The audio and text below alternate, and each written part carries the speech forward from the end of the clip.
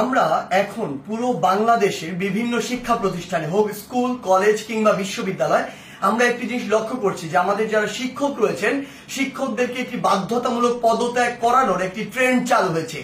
যে জায়গাটি নিয়ে আসলে অনেক কথা হচ্ছে এবং কথা হওয়া উচিত এবং এই জায়গাটিতে আসলে অনেক প্রশ্ন রয়েছে। প্রথম কথা হচ্ছে কোন একজন শিক্ষক যদি কোনো একটি রাজনৈতিক দলের হয় বা মতাদর্শকে বিশ্বাস করে এটার কারণেই আমি তাকে পদত্যাগে বাধ্য করতে পারি কিনা। আবার আরেকটি কথা এখানে রয়েছে, সেটি হচ্ছে এই পদত্যাগ করানোর যে অথরাইজেশন এটি আমার আছে কিনা বা আমি এমন অথরিটি কিনা আইনসঙ্গত ভাবে এটি আমি করতে পারি কিনা। তার পূর্বে আমাদের বিশেষ কিছু প্রেক্ষাপটগুলো চিন্তা করতে হবে। আসলে আমরা আমাদের জায়গা থেকে যারা স্টুডেন্ট রয়েছে রানিং তারা অনেকে শুধু মনে করি যে আমরাই মনে হয় পদত্যাগ করাচ্ছি, কিন্তু আমরা জানি না এর পিছনে আসলে কি কি ঘটনা রয়েছে কিংবা কি কি প্রেক্ষাপট রয়েছে। যেমন আমি আমার বিশ্ববিদ্যালয়ের উদাহরণ দিয়ে যদি বলি, এই বিশ্ববিদ্যালয়ে একটি দল শিক্ষকদের একটি দল যারা তখনকার ক্ষমতাসীন রাজনৈতিক দলের একটি মদতপুষ্ট তারা ছিল। সেই জায়গা থেকে তারা যখন আমাদের এই যে আন্দোলন এই আন্দোলনের বিপক্ষে দাঁড়িয়েছিল। আবার অল্প কিছু শিক্ষক আছে, এই সংখ্যাটি খুবই কম, তারা একদম নিউট্রাল জায়গা থেকে আমাদের আন্দোলনের পক্ষে দাঁড়িয়েছিল। আবার একটা বড় সংখ্যক শিক্ষক ছিল যারা আমাদের আন্দোলনের ঠিকই পক্ষে দাঁড়িয়েছে, কিন্তু তারা আমাদের স্বার্থ চিন্তা করে নয় বরং এই স্বার্থ চিন্তা করে দাঁড়িয়েছিল যে এরপরে যদি কোনো রাজনৈতিক দল ক্ষমতায় আসে তারা ওই রাজনৈতিক দলের আসলে একটি গুরুত্বপূর্ণ স্টেক হোল্ডার, তখন তারা এই ফলটি ভোগ করবে। অর্থাৎ আলটিমেট এখানে দুইটি ভাগ রয়েছে। আমাদের এটি মনে করার কোনো কারণ নেই যে আগের যে দলটি ছিল যারা আমাদের বিপক্ষে ছিল তারা বাদ দিয়ে সবাই আমাদের পক্ষে, বরং ব্যাপারটি এমন নয়। আমরা যদি স্কুল কলেজের ক্ষেত্রে এই বিষয়টি লক্ষ্য করি তাহলে আমরা দেখতে পাবো হয়তো কোনো শিক্ষক হয়তো আওয়ামী লীগের রাজনীতির সাথে জড়িত ছিল, কিন্তু থাকে বলেই তাকে আমি পদত্যাগ করাতে পারি কিনা বা করানো উচিত কিনা। যে কেউ যে কোনো রাজনৈতিক আদর্শে বিশ্বাসী হতে পারে, কিন্তু আমার প্রশ্নটি হচ্ছে ওই রাজনৈতিক আদর্শে বিশ্বাসী হয়ে তিনি কি ক্ষমতার অপব্যবহার করে শিক্ষার্থীদেরকে চরমভাবে বাধা দিয়েছেন কিনা, শিক্ষার্থীদেরকে হেনস্থা করেছেন কিনা, কিংবা শিক্ষার্থীদেরকে কোনো একটি বিপদে ফেলেছেন কিনা, এই বিষয়গুলো আমাদেরকে লক্ষ্য রাখতে হবে।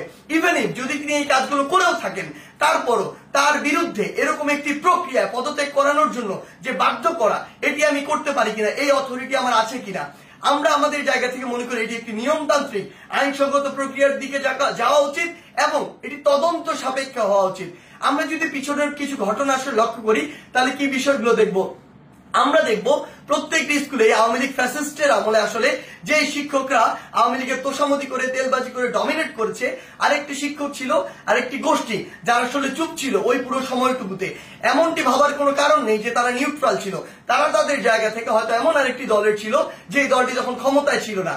এখন বর্তমান সময়ে এসে ওই শিক্ষকদের উদ্দেশ্য হচ্ছে উপরের জায়গাগুলোতে প্রিন্সিপাল হোক কিংবা হচ্ছে প্রফেসর হোক কিংবা ভিসি হোক বা এরকম যে কোনো হেডমাস্টার হোক, যেই পদগুলোতেই হোক না কেন ওই পদগুলোর ওই মানুষগুলোকে সরাতে হবে। যদি আমি সরাতে পারি তাহলে আমি এখন ওই পদটিতে গিয়ে বসতে পারবো।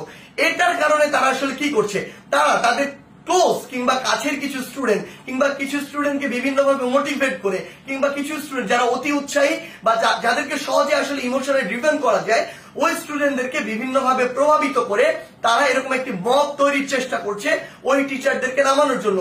বলার সময় এমন ভাবে বলছে সে যেন একজন ফেরেশতা, কিন্তু আলটিমেটলি তার উদ্দেশ্য ওইটাই যে ওই শিক্ষককে স্টুডেন্টদের মাধ্যমে সরিয়ে স্টুডেন্টদেরকে জাস্ট টুল হিসেবে ইউজ করা হয়, সরিয়ে তাকে ওই পদটিতে গিয়ে বসতে হবে, এটি হচ্ছে তার উদ্দেশ্য।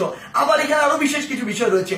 বিষয়গুলো হচ্ছে এরকম যে টিচারদের মধ্যে কিছু নোংরা পলিটিক্স রয়েছে। আসলে আগে হয়তো পূর্ব কোনো শত্রুতা ছিল বা পূর্বের কোনো একটি রাগ বা ক্ষোভ ছিল, যে রাগ বা ক্ষোভটিকে আবার এখন মেটানোর জন্য তারা এই ব্যবস্থাটুকু গ্রহণ করে।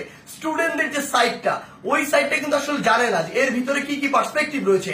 এই টিচারগুলো দেখা যায় কিছু স্টুডেন্টকে ব্যবহার করে, আশেপাশের কিছু ছেলে যেই ছেলেগুলো আসলে এরকম কোনো কিছু চিন্তা না করে কিছু টাকা দিয়ে ওই ছেলেগুলোকে প্রভাবিত করা যায় কিংবা অন্য কোনো সুবিধা দিয়ে প্রভাবিত করা যায় কিংবা পরবর্তীতে কোনো একটি পদ পদবীর সুবিধা দিয়ে আসলে ওই ছেলেগুলোকে প্রভাবিত করা যায়। ওই সামগ্রিক বিষয়গুলো দিয়ে এই কাজটি করা হচ্ছে। কিন্তু আমাদের জায়গা থেকে সবচেয়ে গুরুত্বপূর্ণ যে কথাটি সেই কথাটি হচ্ছে এই কাজটি একজন টিচারকে এরকম করে বাধ্যতামূলক পদত্যাগ করানোর কাজটি আমাদের নয়, এই কাজটি আমরা করতে পারি না। এই কাজটি কেন করতে পারি না? কারণ হয়তো আপনি একজন শিক্ষককে এটি করালেন, কিন্তু এর প্রভাব পুরো বাংলাদেশের শিক্ষক সমাজে পড়েছে। আমার তো স্কুলে ওই প্রাইমারি স্কুলের কিন্ডারগার্টেনের হাই স্কুলের এমন অসংখ্য শিক্ষক রয়েছে যাদেরকে আমি অনেক বেশি শ্রদ্ধা করি, যারা আমার জীবনের শিক্ষা গুরু, যাদের হাত দিয়ে আমি আজকে এই অবস্থায় এসেছি। আমার ওই এমন একজন শিক্ষকের মনেও থেকে এই প্রভাবটি করেছে যে তার একজন কলিগকে আরেকজন শিক্ষককে স্কুল কলেজে যারা বাবার বয়সের সমান, যারা দাদার বয়সের সমান, এমন বয়সের একজন মানুষ যিনি আমার শিক্ষক, তাকে যদি স্কুলের বাচ্চারা গিয়ে এইভাবে একদম মব জাস্টিসের মাধ্যমে যা ইচ্ছা তাই বলছে, যেভাবে ইচ্ছা সেভাবে অপমান করছে, করে একদম বাধ্য করছে ওই পদ থেকে পদত্যাগ করতে, পুরো বাংলাদেশের শিক্ষক সমাজের উপরে এটির একটি মানসিকভাবে বড় প্রভাব পড়ে, যেটি পুরো বাংলাদেশের শিক্ষক এবং ছাত্রদের যে সম্পর্ক, ওই সম্পর্কের জায়গায় গুরুত্বপূর্ণ একটি প্রভাব ফেলে এবং আমাদের যে এই যে সম্পর্কের জায়গাটি, এটি ভবিষ্যতের জন্য খুব খারাপভাবে নষ্ট হয়।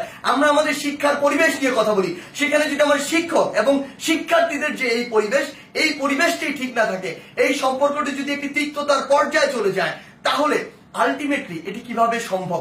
আলটিমেটলি এই শিক্ষার উন্নয়নটি কিভাবে সম্ভব?